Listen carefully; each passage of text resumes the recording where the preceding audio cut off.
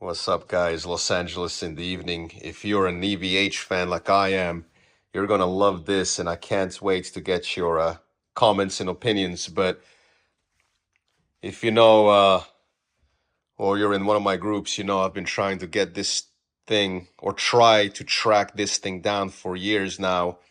They do come up here and there on Reverb, but I wanted one that's brand new, mint condition. And finally, I tracked down what I believe personally is the most beautiful EVH guitar ever made. And he agrees. Oh, he's ready for the box. Let's unpack her. Anyway, you know how big of a Van Halen gear fan I am, right? I made this video on YouTube, which I'm sure you've seen, comparing the Ernie Ball with the PV with the Stealth, right? The PV Wolfgang is very dear to me because I remember being at Berkeley College of Music, and saving up like a madman for like 3 months to buy one. And finally I had it. It was the most beautiful thing ever. It was a gold top. And then, a month later I had to sell it, to buy food. And I always loved, and then eventually I got a black PV Wolfgang, which to me, to this day, is one of the most beautiful guitars ever made. And also because it reminds me a lot of the Gibson Les Paul Custom. Of course, the grand piano, as you call it, the tuxedo, the most beautiful Les Paul ever made, one of the most beautiful guitars ever made. But this one has always eluded me. And when it comes up on Reverb or wherever, on Rip-Off Reverb, fuck these guys, by the way, it was always like, it was pretty beat up or used, which is fine. But I was like, you know what? This is the one I want to get, dead mint.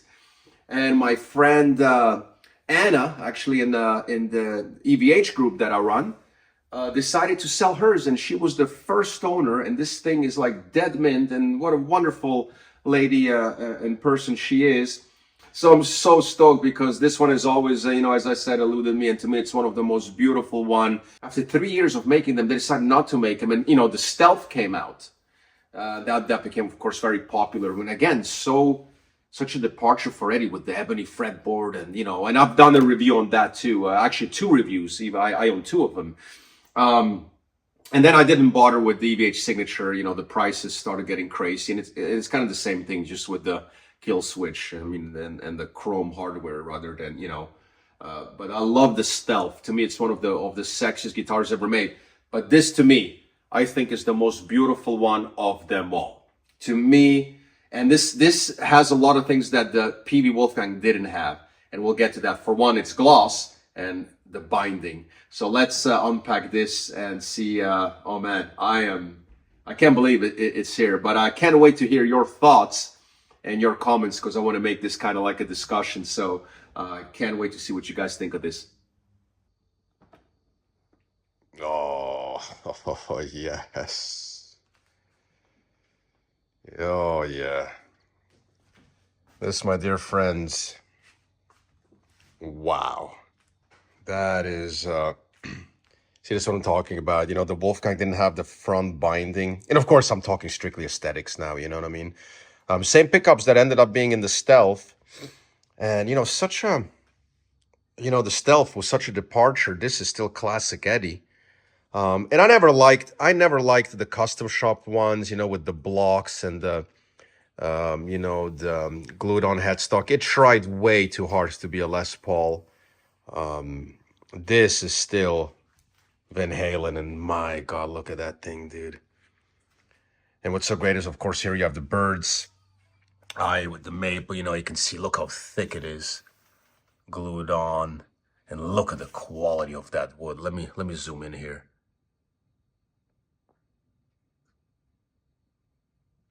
Wow. Look at the stainless steel frets and the craftsmanship.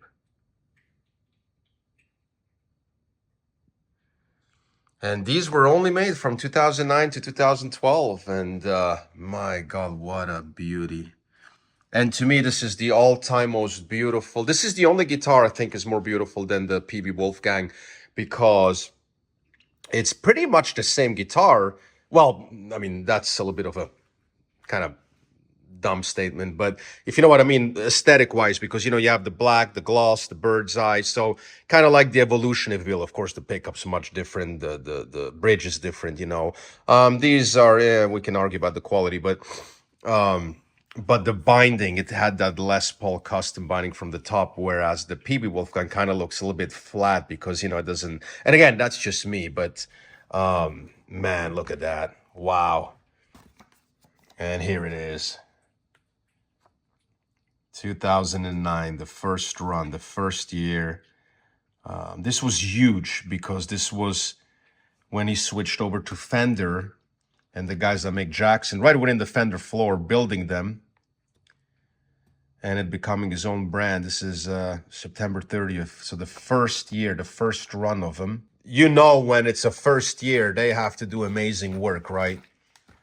This was big time for them because this was, you know, a new start, a new company. Of course, Fender convincing him to have them build his stuff. So you can believe, I can tell just looking at it that there was no effing around, man. This was flawless, perfect.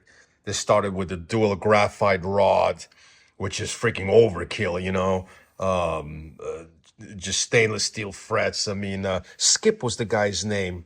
He was still at Fender then. Skip handled all of this. Great guy. One thing about these guitars, the neck, man, and the way they did it, the way they waxed it and just kind of satined it. It's so raw and beautiful and just incredible. And just the wood on this thing. And let me turn it around. Look at the craftsmanship. I mean, just stunning stuff. Just incredible. I mean, just a piece of wood that these guys, look at this.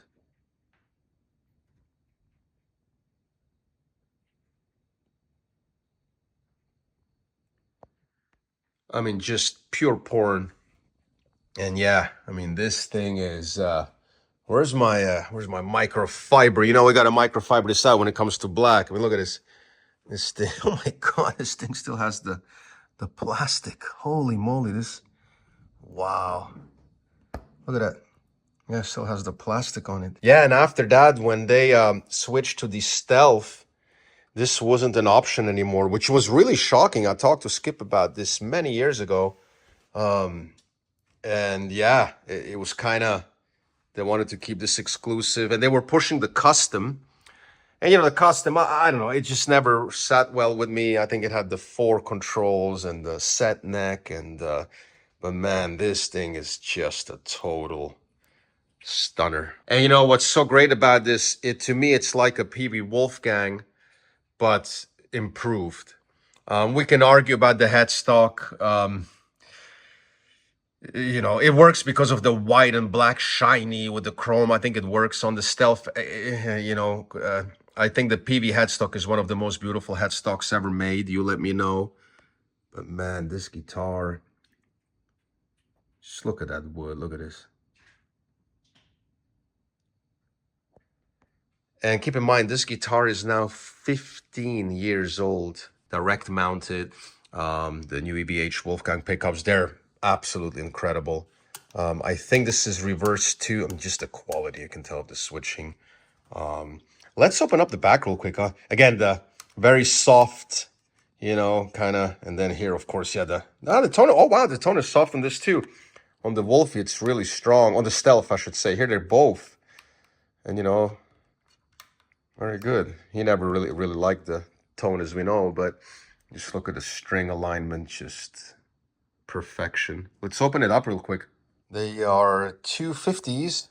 Yep, 250 pots.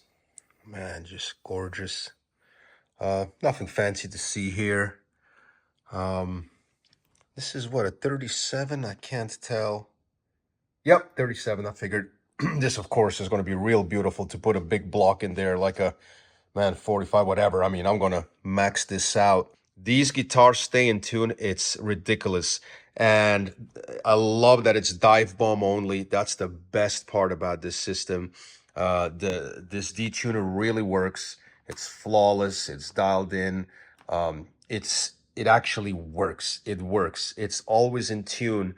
And if you know how to dial it in, this guitar never ever goes out of tune. This neck isn't going anywhere due to the dual graphite rod, and the actual sling right down the middle is a little bit thicker too, I know. So remember, this is the first year, so they had to get things right. And I mean, just look at that thing, man. I mean, this is, you know, you look at this and this just makes you want to go play.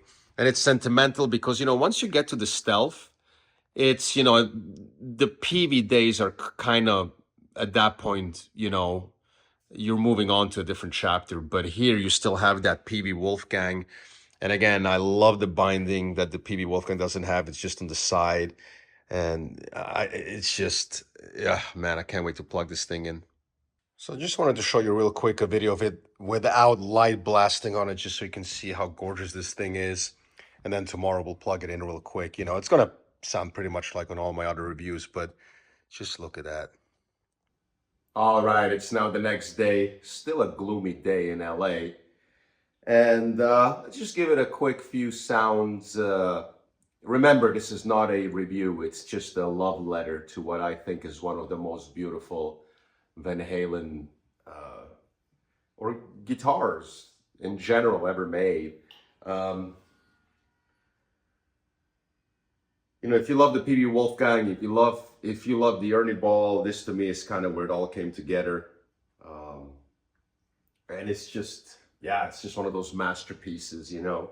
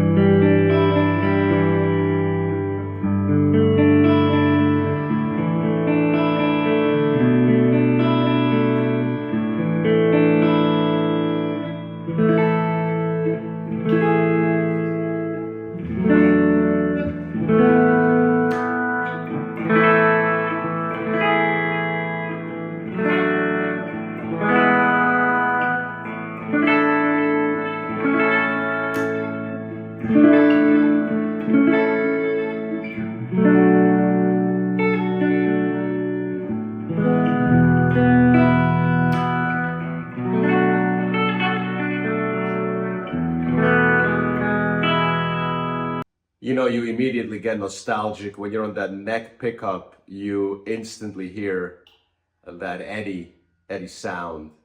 It has like that little woofery kind of the way it's overwound, and it's just man, wow, what a tone. Let's check the detuner.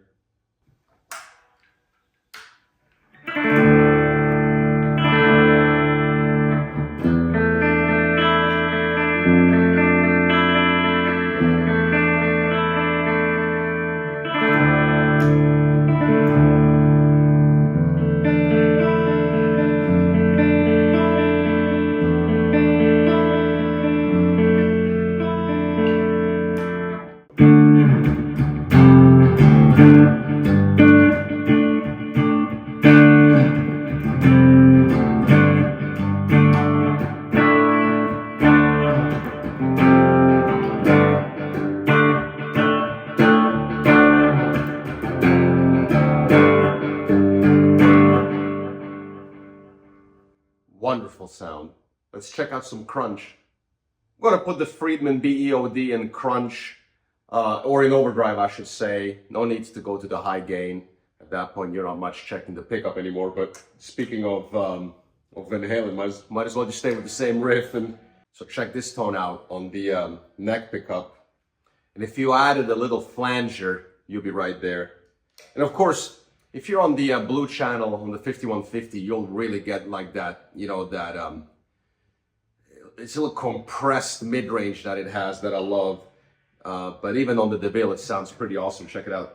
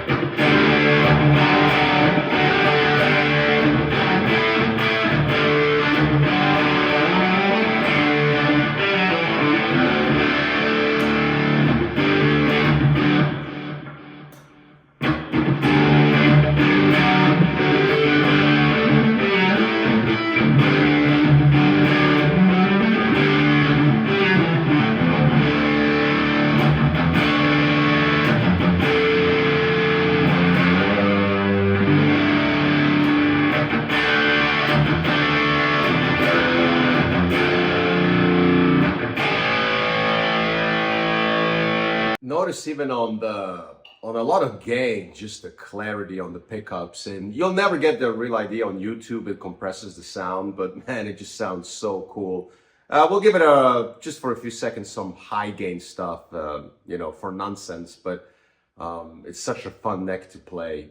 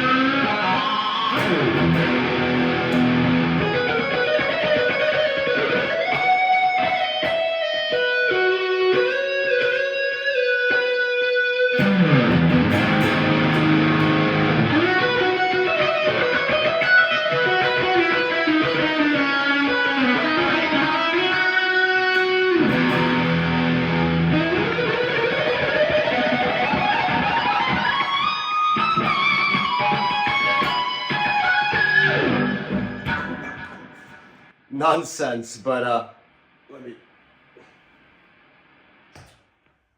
shut it up. But man, even on the high gain, you just have that instant eddy. It's just so beautiful. It just makes me want to go shred, you know. But yeah, wow, what a guitar, what a guitar. Again, this is a love letter to not just to Eddie, with you know, with whom over the last 25 years I had some fun run-ins, all the way back to the House of Blues on Sunset when I was a waiter, and surreal, you know, him just coming in. I mean, he was all fucked up, but you know, back then, but and some deep immigrant conversations we had, and the rest you all know. I'm not going to bore you with it, but if you can get yourself one of these, it's just a testament to how great he was as a guitar builder, guitar maker, guitar inventor. The guitar player, I'm not even going to go there. Just to me, this is one of the most beautiful, all-around best rock guitars you will ever buy. Man, this is just kind of like, if you wanted a EVH Wolfgang on steroids, then this is the one. Anyway, I hope you enjoy this. I look forward to your comments. But yeah, if you can get your hands on one of these, do it. See you soon.